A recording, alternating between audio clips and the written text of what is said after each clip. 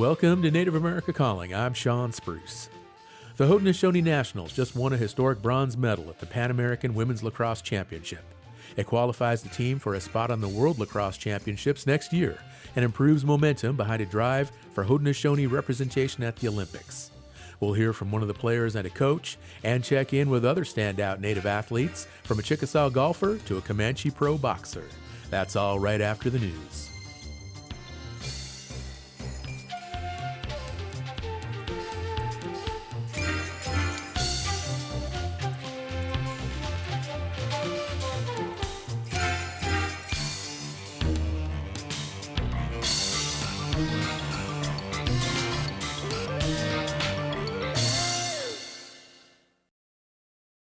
This is National Native News. I'm Antonia Gonzalez. On Friday, a federal judge in Phoenix seemingly cleared the way for a massive copper mining project until the Ninth Circuit suddenly stepped in. As KJZZ's Gabriel Pietrorazio reports, the latest court order came less than 24 hours before Oak Flat inside the Tonto National Forest would have turned into private property. That pending land exchange between the U.S. Forest Service and Resolution Copper has been put on hold once more, with a temporary administrative injunction issued Monday by the Ninth Circuit Court of Appeals. The new order comes after Judge Dominic Lanza denied requests to delay the congressionally authorized land transfer. These pleas came from plaintiffs, including the San Carlos Apache tribe. The tribe called it a last-minute victory, while Resolution Copper is confident the court will ultimately affirm Judge Lanza's, quote, well-reasoned orders. The three-judge panel would not comment on the merits, but noted these appeals will undergo an expedited briefing schedule starting next month. For National Native News, I'm Gabriel Pietrorazio. State lawmakers are holding a joint hearing Tuesday in Sacramento about the University of California holding Native American human remains and cultural items. 3 state audits over the past 5 years show UC fails to return the remains. University officials are expected to respond. Summer is a prime time for gathering and baking camas across the Pacific Northwest, Rockies, and Plains regions. Brian Bull of Buffalo's Fire reports on a bake-off recently held outside Eugene, Oregon. Silet's tribal member Joe Scott heads the Traditional Ecological Inquiry Program under the Long Tom Watershed Council. He described how he'd layer his packets of leaf-wrapped camas bulbs. Here's what I'm going to do. I'm going to throw the wet sword ferns on top of this. Bunch of water, like a couple of buckets of water after the maple leaves. And then a layer of these skunk cabbage leaves, put the packets on top of that, and then the alder and the ferns and all this stuff right here. Oh, and there's mugwort, hazel, and bracken ferns in Scott's recipe, too. The whole oven hissed with steam once the water hit the hot rocks. Nearby, the TIP's senior intern and my kid, Samuel Bull of the Nez Perce tribe, assembled the second oven with Mom's help. This was mostly ferns, maple leaves, and camas bundled in skunk cabbage leaves, with some carrots and potatoes thrown in for experimentation's sake, all under canvas and 4 buckets of water. Yes, I would put the camas closer to the middle. Okay. If those go. Right there is great. Is it cooking? Yeah. Let's start the steam. Flash forward to a day later. Bull decided to do a camas bake for 24 hours. The group peeled back the canvas to reveal glistening and translucent camas bulbs. Looks good. Oh, look at those beauties. Good? It's really good. Give me some flavor notes. Really soft, sweet. It's starchy. I'm so happy. Wow. And yes, Bull's potatoes and carrots came out well, too. Scott's batch baked for nearly 26 hours and had a small fire burning atop his oven for part of that time. At first, there was a little concern as some bulbs were hardened and dark, but then when the rest were unearthed... They're perfect. Wow. They're like a sweet gumdrop. The longer bake meant Scott's camas were more caramelized and sweeter. But at the end of the day, Scott said the real success of the event was creating community. For National Native News, I'm Brian Bull, near Eugene, Oregon. And I'm Antonia Gonzalez.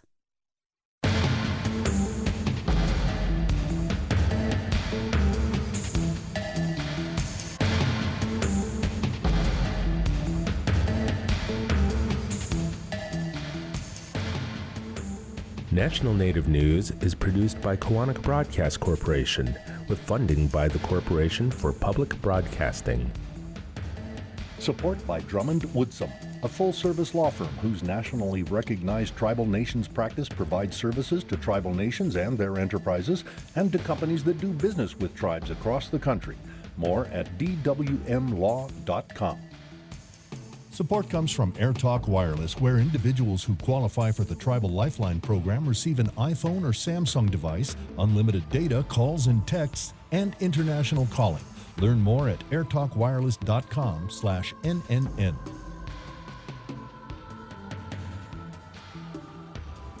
Native Voice One, the Native American Radio Network.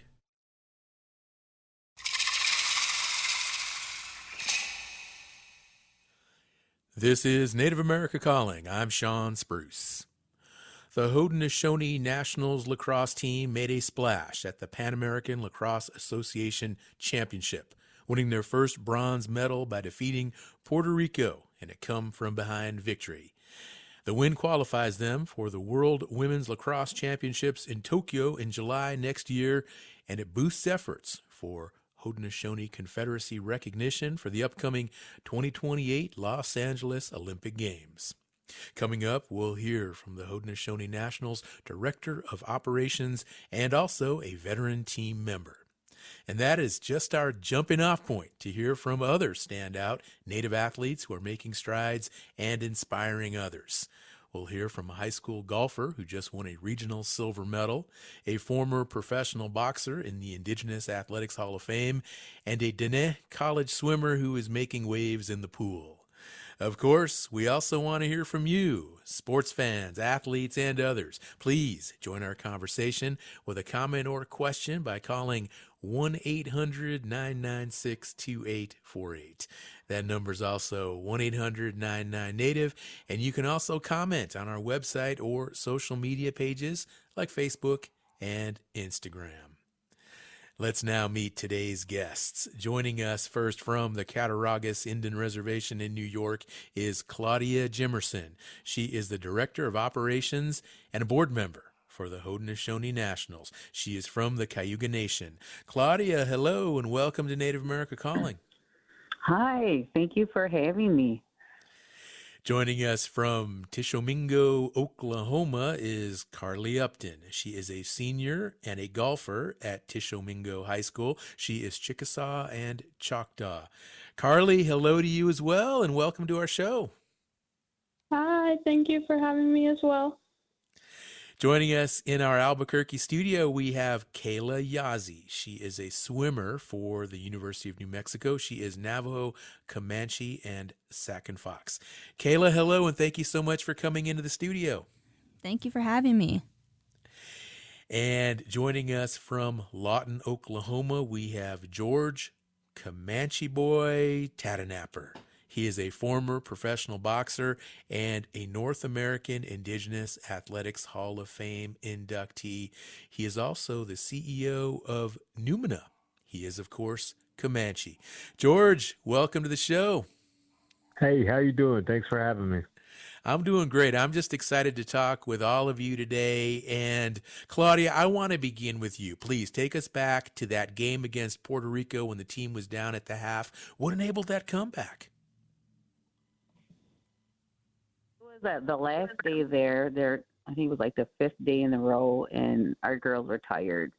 And we could feel it in the morning. The vans were quiet. You know, they're trying to hype up, but it was just, I could tell. So we got down in the first half, and, you know, I had warned the coaches. I'm like, my van was very quiet, so you're going to need to hype them up and get them going. So sure enough, we went into halftime 7-2. And we knew this wasn't them. They're just making errors they don't normally make, and, you know, kind of, you know, just mistakes, you know, you make when you're mentally tired. So anyways, at the halftime, the coaches were just like, okay, ladies, you know, this is not you, and this is all about you. So we're going to let you guys talk it out. We know this isn't you. We know this is not the way we play. So you're just going to have to talk amongst yourselves, and you're going to have to figure it out. And all the coaches walked away, and they, were doing their own little strategic thing. And the ladies started to talk it out, and they started to, really, talk and say, look, we can do this. We're only down 7-2. There's nothing to say that we can't beat this team. And it's all about us. And, one of our players, Bean, she was very passionate, and she was emotional, and she was, look, I'll fight for you all day. She was, but I need you to fight for me right now. And, it just really got emotional, and they started to come around. They started to open up. And then, they play best when they hype each other up, when they're in a great mood, and they started to get pumped, and then they started to dance. And we even had one of our players and the trainer doing the worm and getting all hyped up. And, people were like, what is going on? They're down 7-2, and it looks like they're having a party over there on the sideline. So, they just really hyped each other up, and they're like, this is who we are. This is how we came to play. Let's not forget about each other. And it was just to witness their camaraderie and their support and passion for the game and each other was like really awesome to see. And, if you were on the sidelines, you could feel it. You could feel the energy coming alive. You could feel them waking up. And it's just like, we're better than this. So they came together and, had a really good huddle before the second half. And, man, next thing you know, they just started chipping away. And each time they chipped away, each time they put a goal or in the net and, made a play, they just kept hyping each other up louder and louder. And it just got really intense. And they just start coming back. And it was just, really awesome. And, within a minute left, they're up 11-10, and then within a minute left, we had one of our players bury a second one and then gave us more of a comfort goal, I guess you could say. And we ended up riding out the time 12-10, and, man, what a comeback. It was just so exciting to watch and to see and to be there, because it's one thing you watch it from afar or through video, but when you're there, you just feel that energy on the sidelines, and it was just so awesome. It sounds like just an absolutely amazing game. And Claudia, you mentioned one of the players being minored a moment ago. Let's listen to a discussion I had with her earlier. She is, of course, a member of the Haudenosaunee Nationals lacrosse team. She's also now the head women's lacrosse coach at Buffalo State University. I asked her what it felt like on the field during the Pan Am game against Puerto Rico, facing a point deficit going into the second half. And I remember looking at my teammates, and I was like, we're fine. I was like, we're totally okay. Like we have 2 more halves. This is nothing.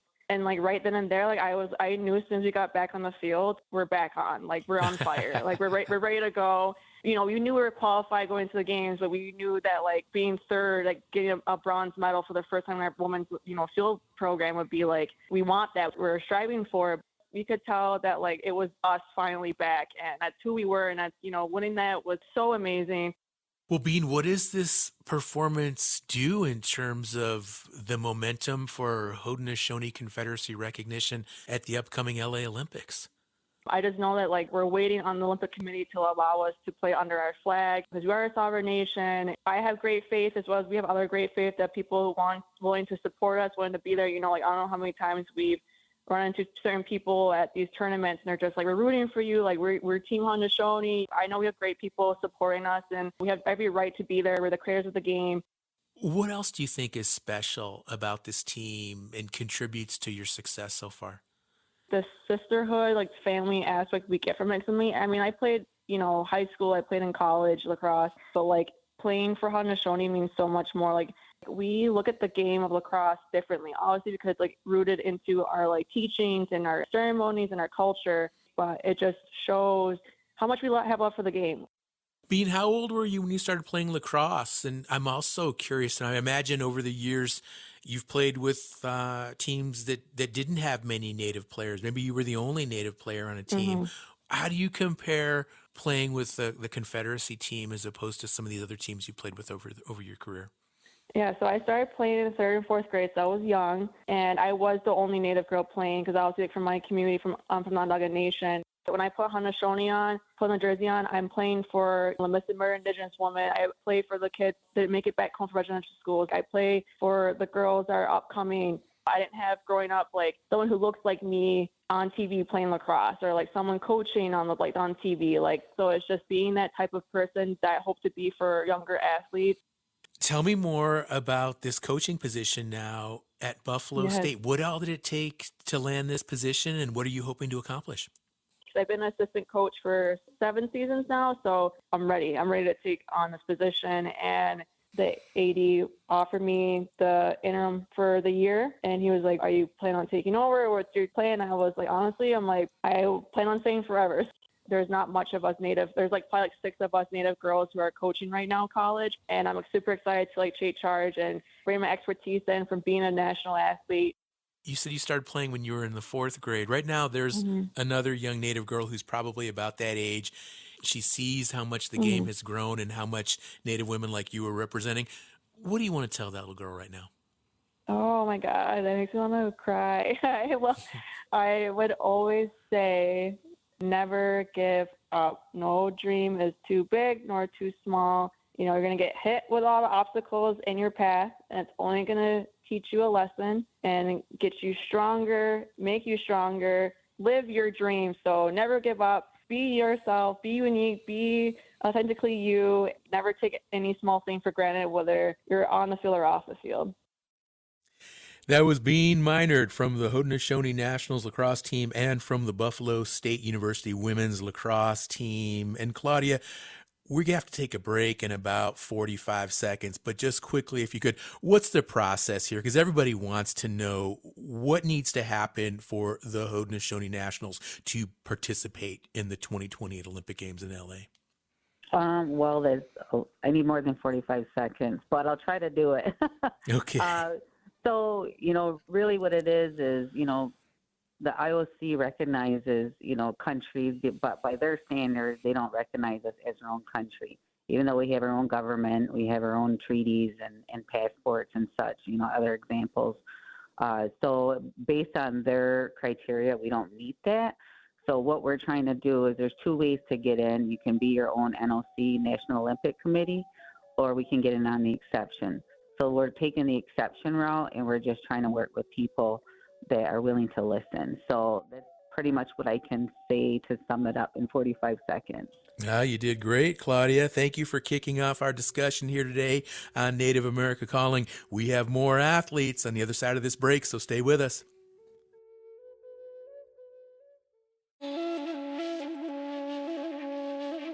Despite setbacks in federal funding, radio continues to have an enduring appeal among both creators and listeners. It remains among the most accessible ways to connect with the outside world. On National Radio Day, we'll hear from some veteran broadcasters and up-and-coming producers who are devoted to the airwaves. That's on the next Native America Calling.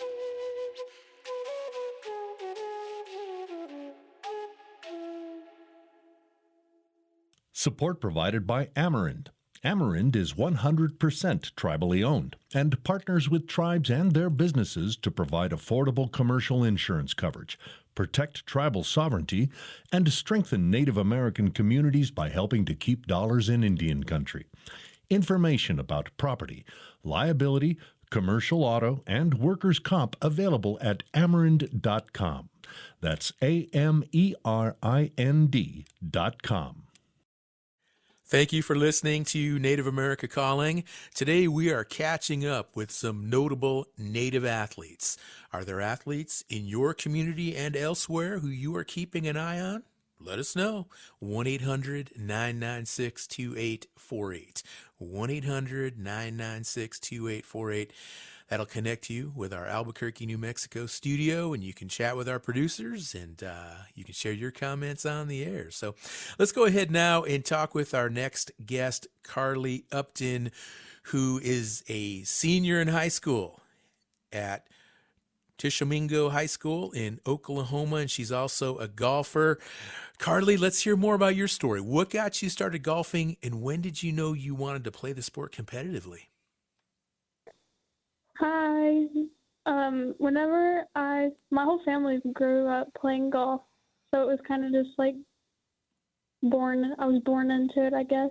But I finally picked up a golf club probably when I was around the age of 3, maybe 4. And it was just one of those things that like clicked instantly with me. And I was like, man, I really like this sport. Like something I need to work on because I saw potential that I had in myself and my whole family did. So it's a really fun sport. I enjoy playing it. But it was just like a family thing. 3 years old, and now click ahead. You just won an individual silver at the 3A regional championships, and your team won the regional title. What does that do for your confidence heading into your senior year? Man, it really wants me to push my team because we know what we're capable of and what I'm capable of. It really just boosts our energy a lot. It was a 2-hole playoff that went in for probably about an hour and a half long. It was a tough one, but we got it done, and it just really just made us realize what we're capable of. Well, congratulations. Now, tell me more about the people you have around you who support and help and keep you focused. I would definitely have to start off with my coach. He's definitely one of a kind. I don't know what I would do without him. I don't know what, like, he's a good one.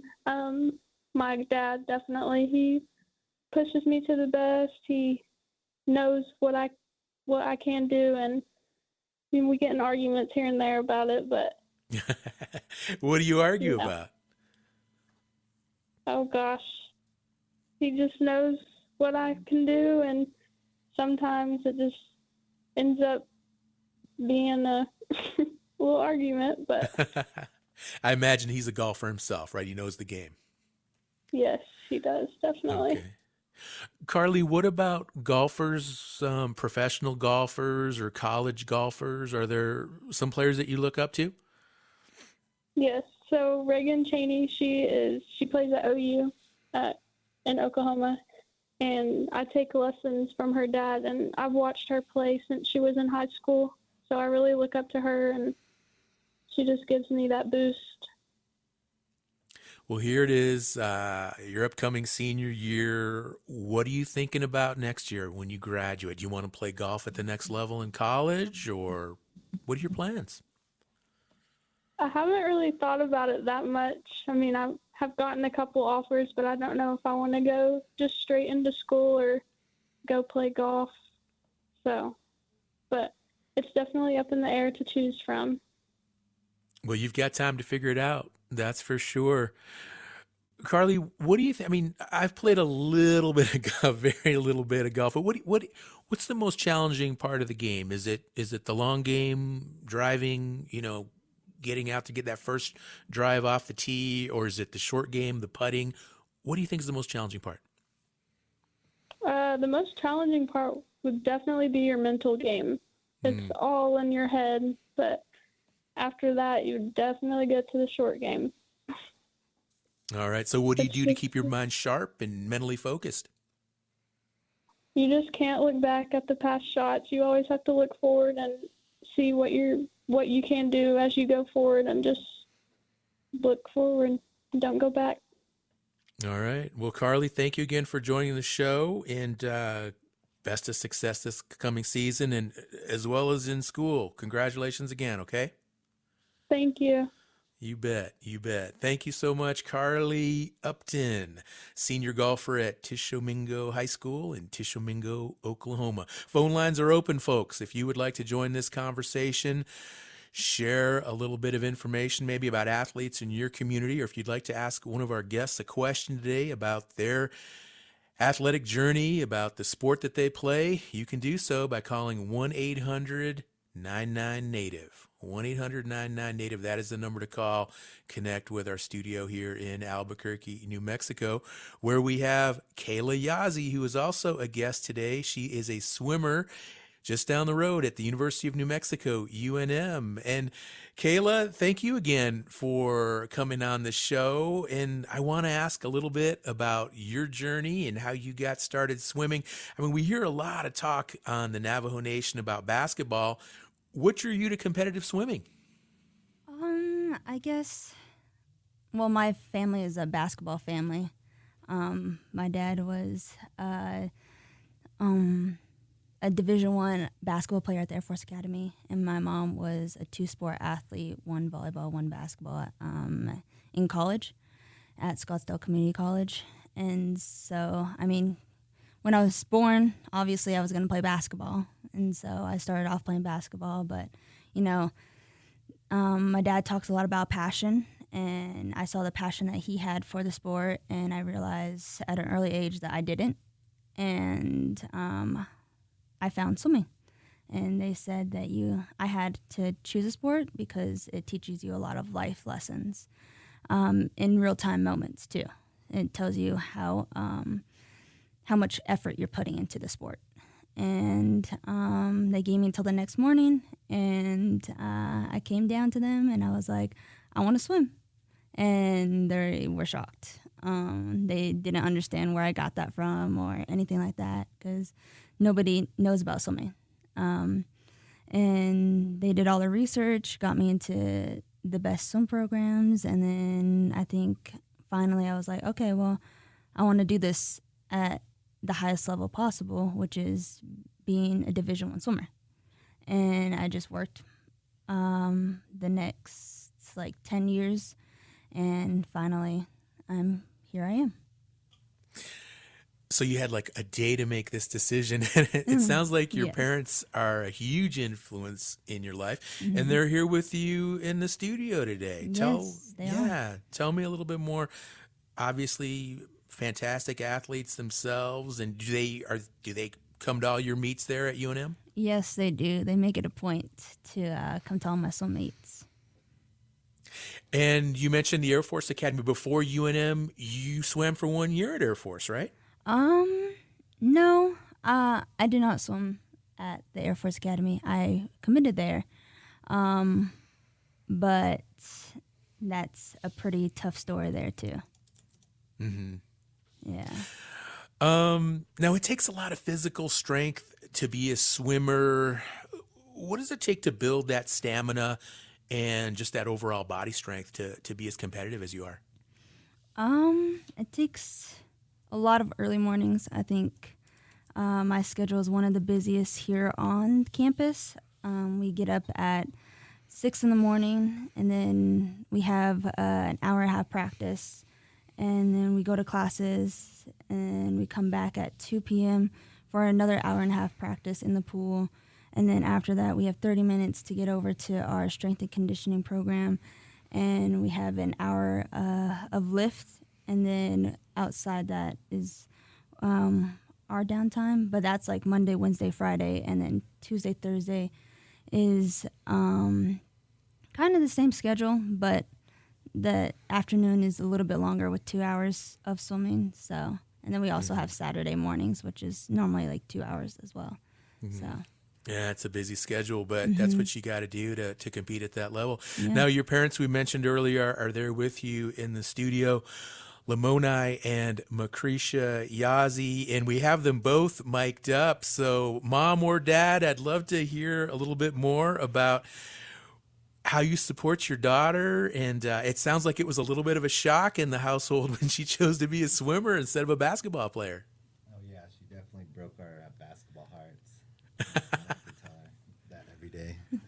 But no, like she said, the biggest thing that we wanted our kids to have in life is a passion. Like what gets you up in the morning, what drives you, and what keeps that fire burning down deep down inside. And like I explained to them, like that was basketball for me, and I get it, and I understand everybody's different.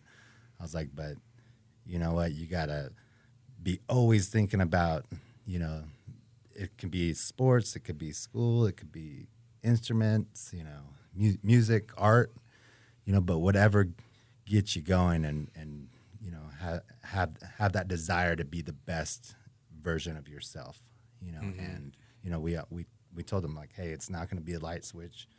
You can't turn it on and off. You expect to be great in one arena of your life and fail in the other, so you can't be an exceptional swimmer and be a horrible student.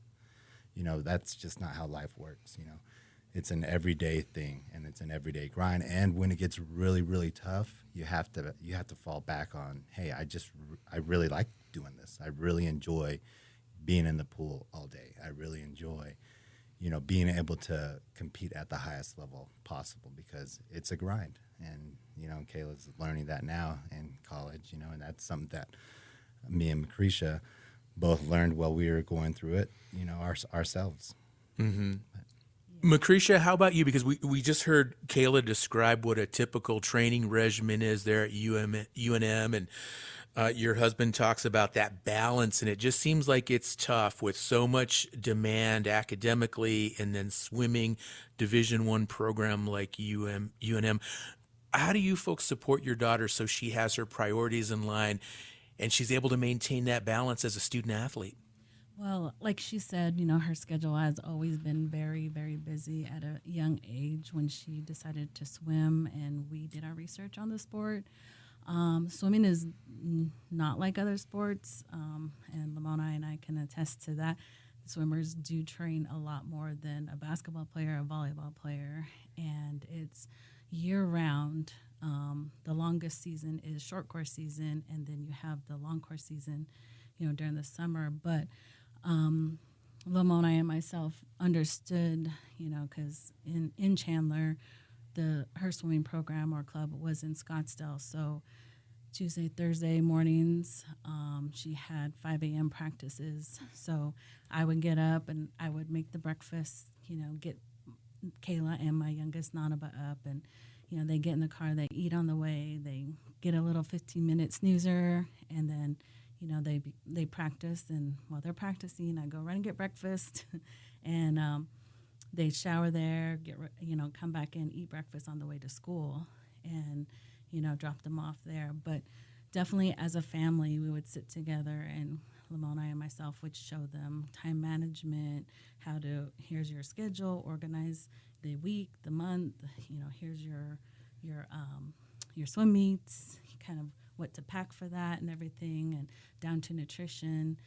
We're big believers in recovery, body recovery. So, we have great family friends that are chiropractors that, with injuries or anything that come up, they get us to the right people that help them get back, into the pool. Mm-hmm. Kayla, it sounds like you have a fantastic support system. Do you come across many other Native swimmers? No, I don't, actually. Being in the sport, you don't really hear a lot about Native American swimmers, so, or it's not like publicized. And definitely when I was growing up, I felt that a lot. And I would have long talks with my parents, and how people had their role models in this sport and everything like that, but I could never really, see myself through somebody else in my sport. And for me, and everything that my parents have taught me, I was going to be the first, and I didn't shy away from that. I didn't take that as a burden. It rejuvenated me into every single practice, into everything that I was doing. So I really take that to heart and understand that I represent more than just myself and my family. I represent my communities and where I'm from. We have a caller on the line. This is Gabriel, who is in Salt River, Arizona, listening to the show online. Good morning, Gabriel. You're on the air. Hello, again, it's Gabriel Scabby. I'm a big fan out of Salt River, Arizona. My question is for Kayla Yazzie. Recognizing that the majority of young boys and girls grow up dribbling a basketball or lacing up some running shoes, what made you choose swimming over hoop dreams and being the next Billy Mills? And what preparation discipline was involved for swimming that stands out from res ball, basketball, or running, particularly your diet, for example? And what's your favorite post-meet meal? A lot of questions there, Kayla. Yes. Have at it. Well, I would say that through our ceremonies, definitely teaches us a lot. Water's life, I would say. And so it also teaches us preparation in that sense, you know, from getting the wood to setting up teepees to the little things, like even the food. And so I would definitely say that my culture and who I am as a Native American and my different tribes have definitely helped me like learn to appreciate the journey. And I guess we learn this from a young age, you know, in every ceremony. And we understand that, you know, it's about the upfront work that gets us to the end results. And that preparation is what I do. And that's how I can become the best student athlete I can be. And, you know, always appreciate the journey. And yeah. And your favorite post-training meal, Kayla? My favorite post-training meal? I really love pasta. Like that's my go-to is pasta and steak, I would say. Well, do you carb load sometimes, like before big meets with pasta? Yeah. Like carb loading is definitely a big thing for swimmers. You know, we always have team dinners either at Olive Garden or, you know, some other pasta place that we can find. Yeah. Yeah. Awesome. And in addition to being a swimmer and a college student, you are also a pilot. Yes, I am also a pilot. Very, very cool. We got to take a break, but when we come back, I want to ask you a couple questions about that and what got you into flying. And we've got the phone lines open still for listeners who would like to join the conversation, 1-800-99-NATIVE. Again, 1-800-99-NATIVE is the studio hotline. More with Kayla Yazzie. And also, we will be talking with George Comanche Boy Tatanapper, former professional boxer, on the other side of this break.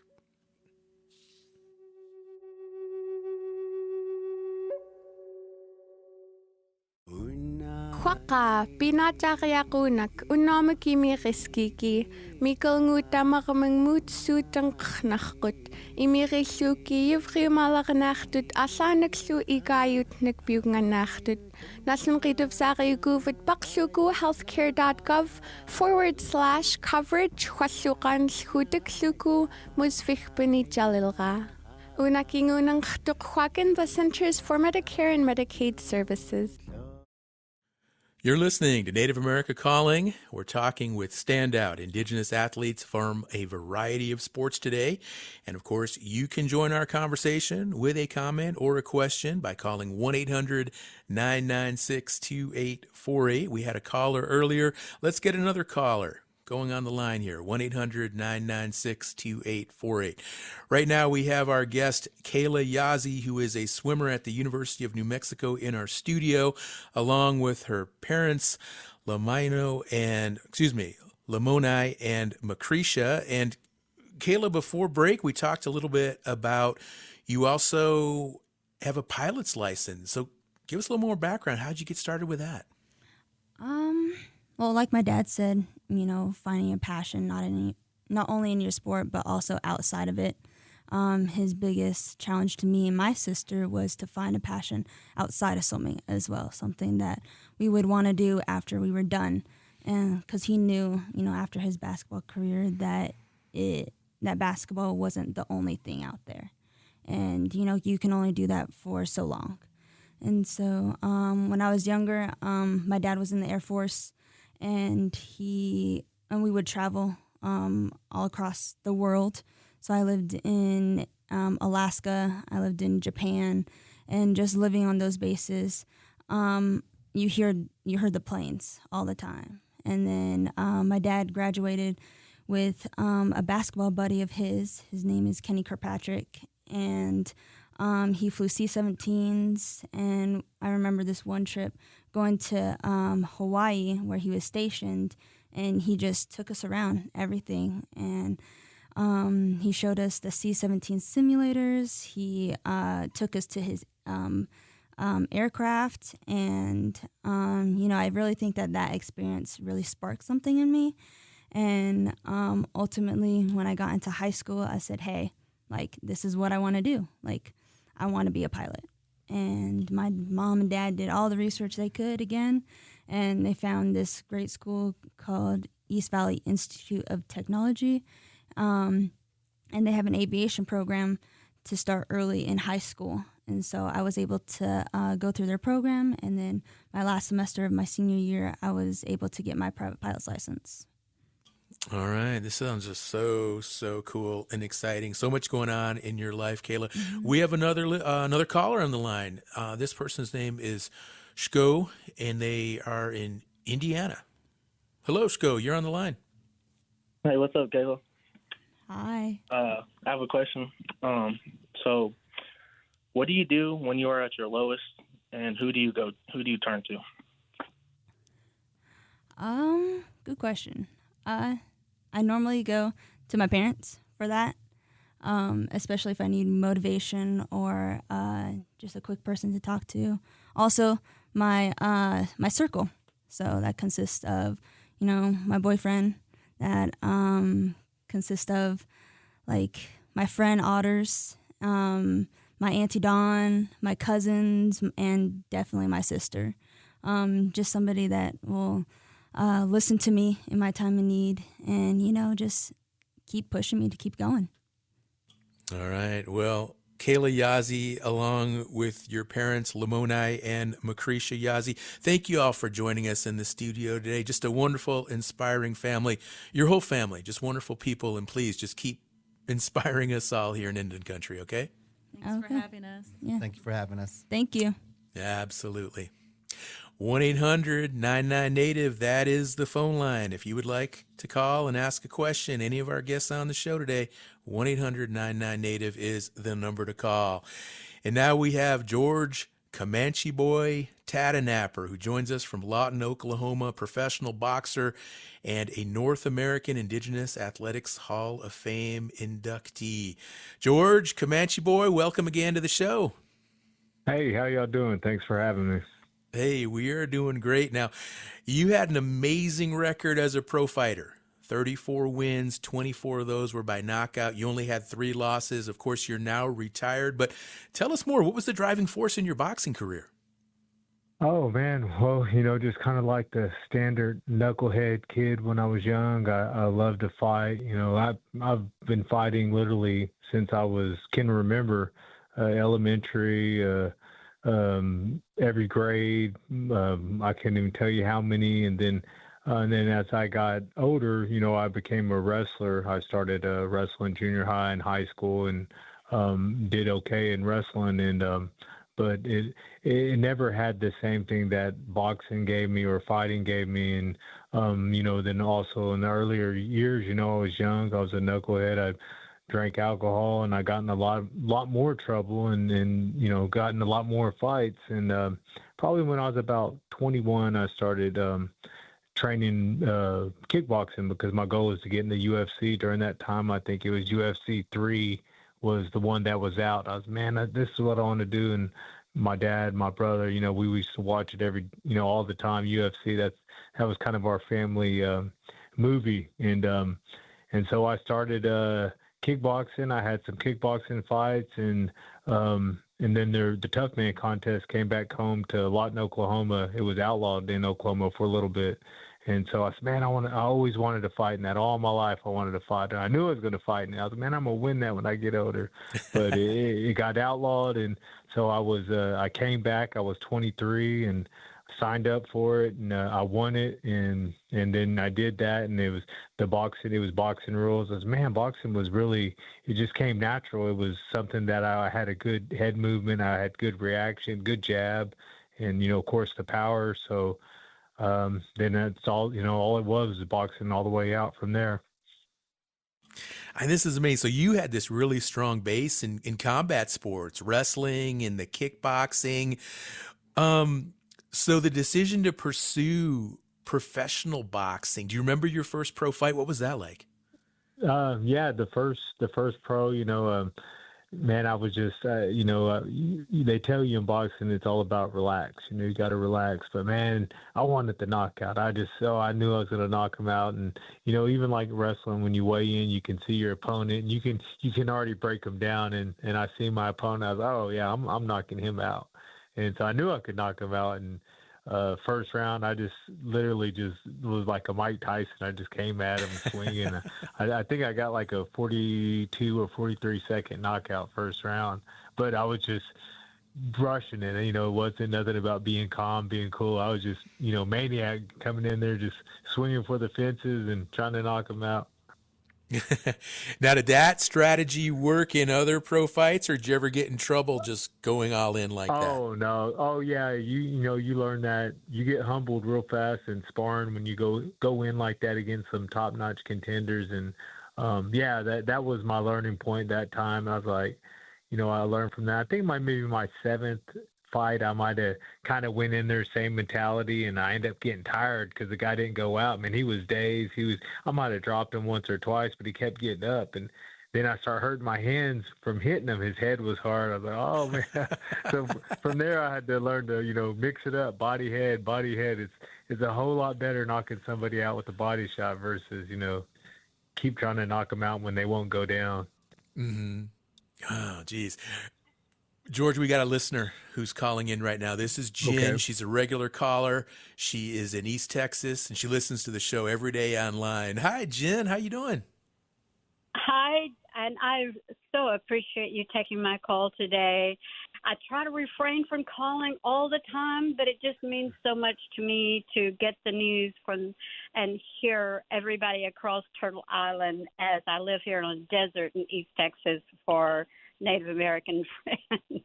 But this show is reminding me of when I used to do, I used to write about all the Native kids in sports for the local newspaper, and I loved all the rodeo champions out there and the golfing kids, and then to hear that George was going to be on, or Comanche Boy was going to be on the show today, it was extra great because I was so excited that, and he was the first person I thought about when you were talking about sports and kids, and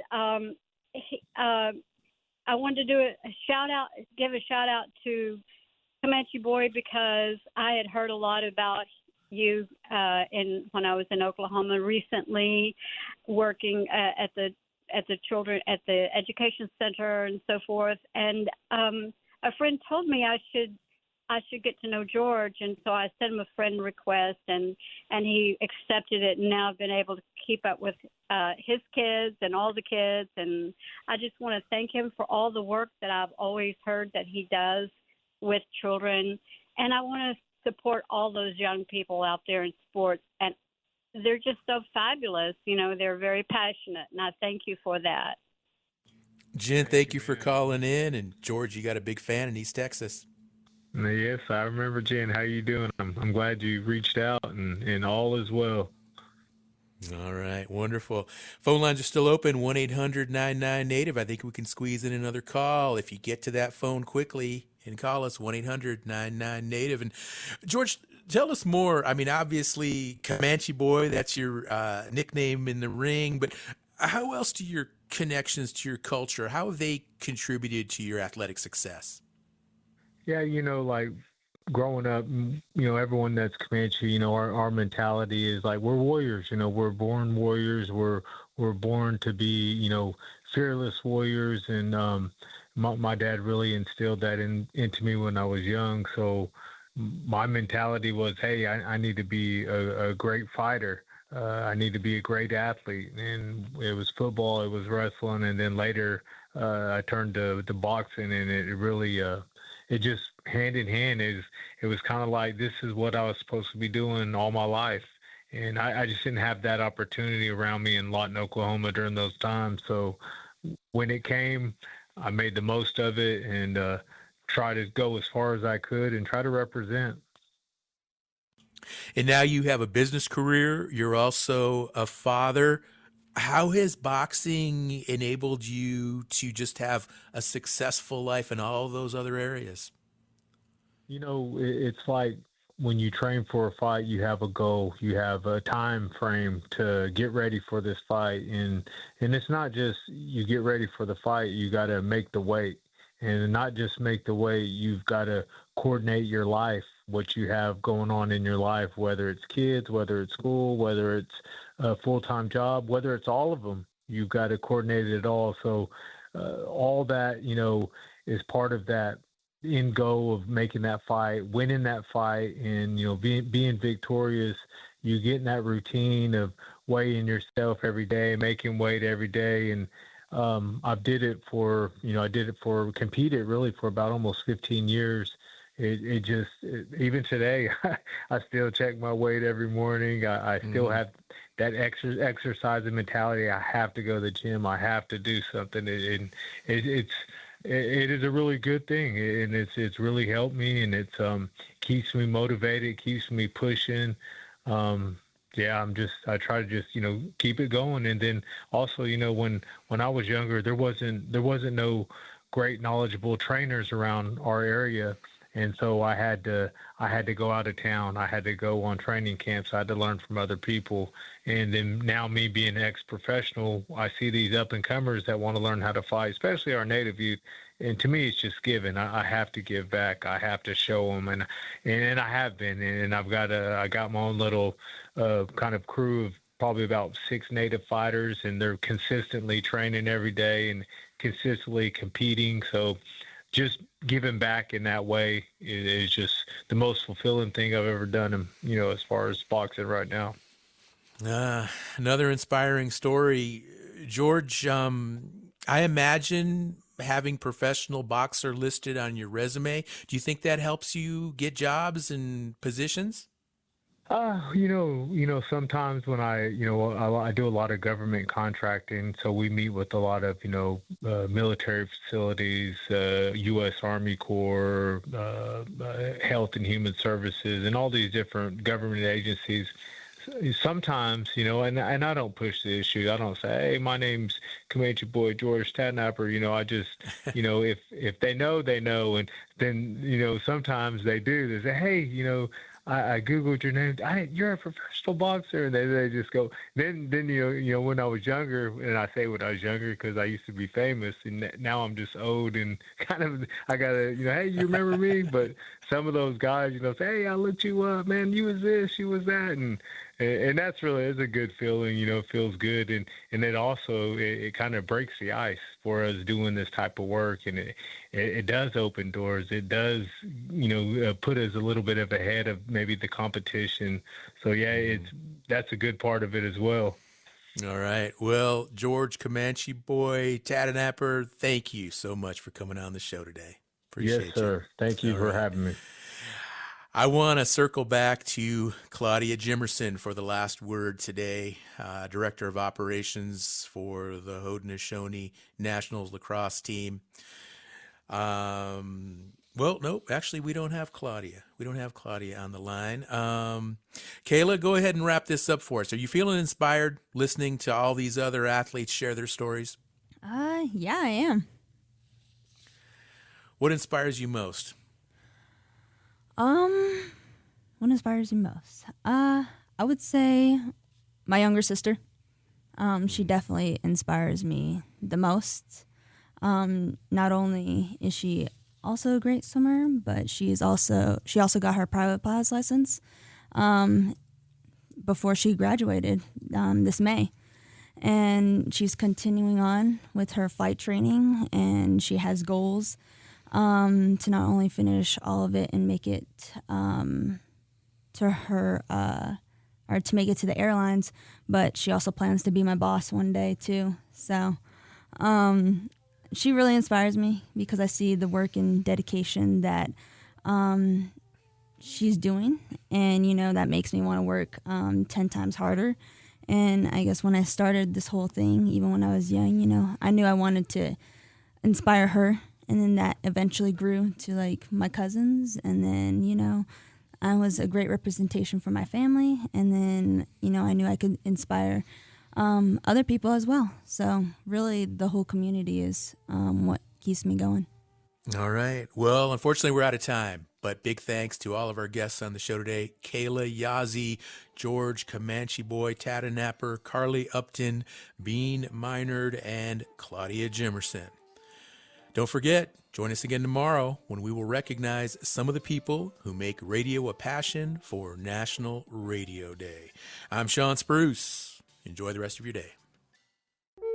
Support comes from AirTalk Wireless, where individuals who qualify for the Tribal Lifeline program receive an iPhone or Samsung device, unlimited data, calls and texts, and international calling. Learn more at airtalkwireless.com/NAC. Minutes from downtown Anchorage, the Alaska Native Heritage Center is more than a museum. It's where Alaska Native traditions, languages, and arts come alive. There's always something new at the Alaska Native Heritage Center who support this show. More at alaskanative.net.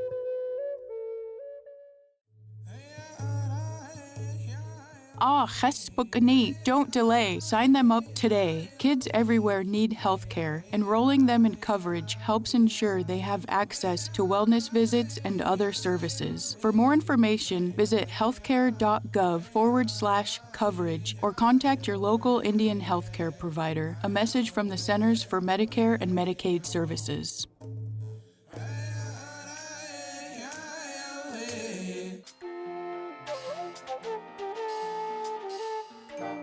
Native America Calling is produced in the Annenberg National Native Voice Studios in Albuquerque, New Mexico by Comanche Broadcast Corporation, a Native nonprofit media organization.